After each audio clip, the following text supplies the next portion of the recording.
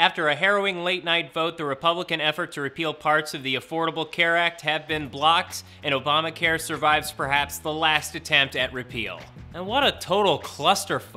Welcome back to What's Trending, I'm Adam Bozarth. The so-called skinny repeal was set to eliminate parts of Obamacare. Skinny repeal would eliminate the law requiring Americans to have health insurance, remove the mandate requiring large companies to provide health insurance to employees, and repeal the Cadillac tax on expensive insurance plans offered by employers. Skinny repeal was a hastily thrown together bill that not many people have read, which is bad because it's supposed to be a law. In essence, skinny repeal would give Republicans the win in their long-standing fight against Obamacare. Since October 2009, GOP lawmakers have led more than 50 different efforts to repeal, defund, replace, and destroy Obamacare in part or in full.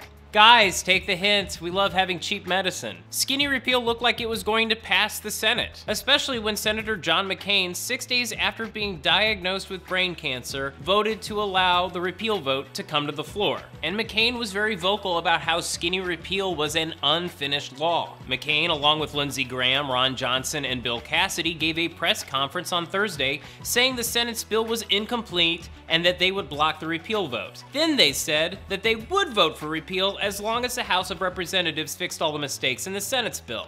Men, always leaving it for somebody else to do. In a surprise twist, John McCain voted no on skinny repeal, killing the bill. So surprising, in fact, there were gasps in the Senate chamber.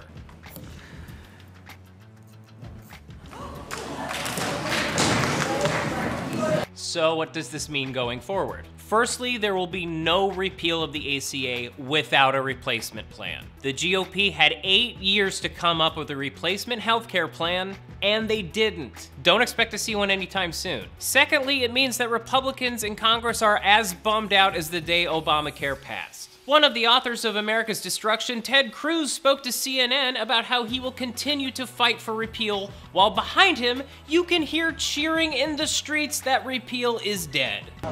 As long as there is breath in my body, I will be fighting for the working men and women of this country that are being hurt by Obamacare, and I believe it will be repealed. No party can remain in power by lying to the American people. Mitch McConnell took a moment to throw some shade at Republicans who voted against repeal like a snippy ant who's drunk off box wine. Our constituents have suffered through an awful lot under Obamacare.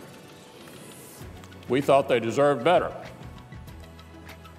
It's why I and many of my colleagues did as we promised and voted to repeal this failed law.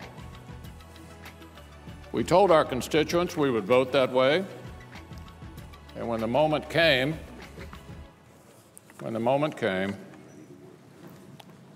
most of us did.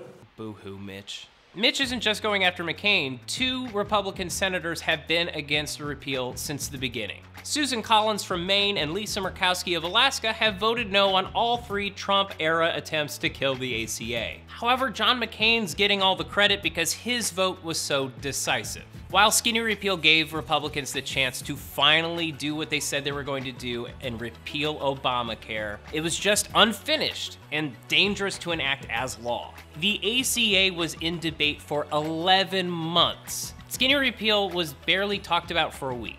One of the Republicans' biggest criticisms of the ACA is that it passed without a single Republican vote, so they feel strong-armed. But as Susan Collins said in her statement regarding the vote, these problems require a bipartisan solution. The Democrats made a big mistake when they passed the ACA without a single Republican vote. I don't want to see Republicans make the same mistake. So what do you think of the surprise end to skinny repeal? Let us know in the comments section below, and please like and subscribe for more of What's Trending.